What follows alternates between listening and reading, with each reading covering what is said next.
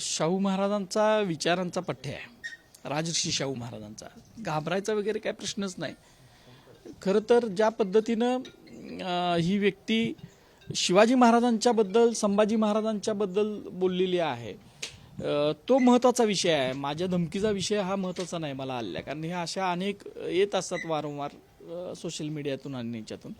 पण इतक्या खालच्या पातळीवर जाऊन जो उन्माद दाखवलेला आहे, मुख्यमंत्री विशिष्ट समाजाचे आहेत, त्यांचं राज्य आहे आणि त्याच्यात तुम्ही बोलताय तुम्हाला हे करू ते करू, परशुरामाचा परशु वगैरे असं काय काय जे बोललेले आहेत ते चुकीचं आहे. कारण महाराष्ट्रानं असा उन्माद याच्या अगोदर फक्त दुसऱ्या बाजीरावची जी पेशवाई होती त्यावेळेला बघितलेला होता, आणि परत एकदा असाच उन्माद या व्यक्तींच्या माध्यमातून समोर यायला लागला.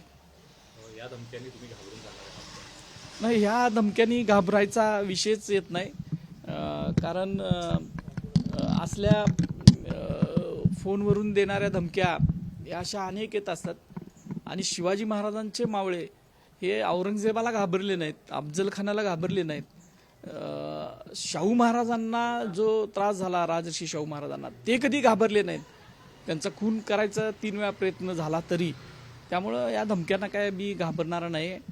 आणि या विषयावर मी स्वतः पोलिसांच्याकडे सुद्धा कुठलीही तक्रार करणार नाही आहे. कारण माझं संरक्षण करायला माझे मित्र, भाऊबंद आणि आम्ही स्वतः सक्षम आहोत.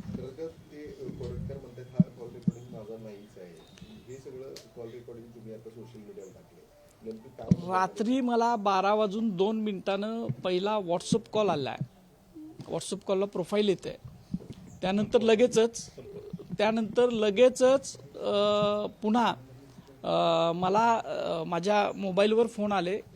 पहिला फोन आला, काही आक्षेपार्ह वाटल्यामुळे मी तो रेकॉर्डिंगला टाकला, कारण माझे कायम रेकॉर्डिंग माझे फोन नसतात. तो मी फोन रेकॉर्ड केला, परत मी ठेवून दिला फोन, कारण मला वाटलं की हा माणूस शुद्धीत नाही आहे. परत दुसरा फोन आला आणि त्याच वेळेला मी स्वतः नाव सुद्धा विचारलं. तुम्ही जर चेक करायचं असेल तर तुम्ही चेक करू शकता, आणि समजा तेजा नसेल तर त्यांनी समोर येऊन सांगायची गरज नाही ना, माझं नाही आणि हे नाही, आणि त्याच्याबद्दल मला काय बोलायचं नाही.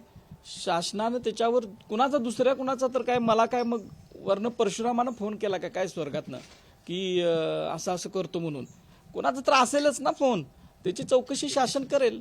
ठीक आहे. तर नंबर ज्याचा आहे त्यांच्याबद्दल तक्रार देणं खरं आधी देत आहे तुमच्याकडून. आता आमचे सहकारी मराठा समाजाचे नेते दिलीप देसाई साहेब यांनी तासापूर्वीच मुख्यमंत्र्यांच्याकडे मेलद्वारे याच्यावर तक्रार केलेली आहे. त्यामुळे मी स्वतः काही तक्रार करायचा विषय येत नाही. आणि हा माझ्या एकट्याचा विषय नाही, हा शिवाजी महाराजांच्या, संभाजी महाराजांच्या आणि महाराष्ट्राच्या अस्मितेचा हा विषय असं मला वाटतं.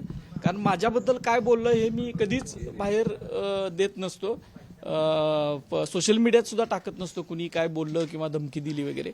पण हे शिवाजी महाराजांच्याबद्दल होतं, आणि एका विशिष्ट समूहातल्या काही लोकांच्या काय भावना आहेत ही सत्ता बदल झाल्यानंतर हे, आणि शिवाजी महाराजांच्याबद्दल त्यांच्या मनात काय विष आहे हे समजावं, याच्यासाठी मी काल हे सोशल मीडियात टाकलं.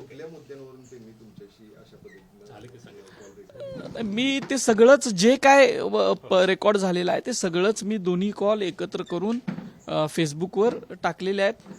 त्याच्यामध्ये ते मुद्दे इथं परत सांगण्यासारखे नाही आहेत असं मला वाटतं.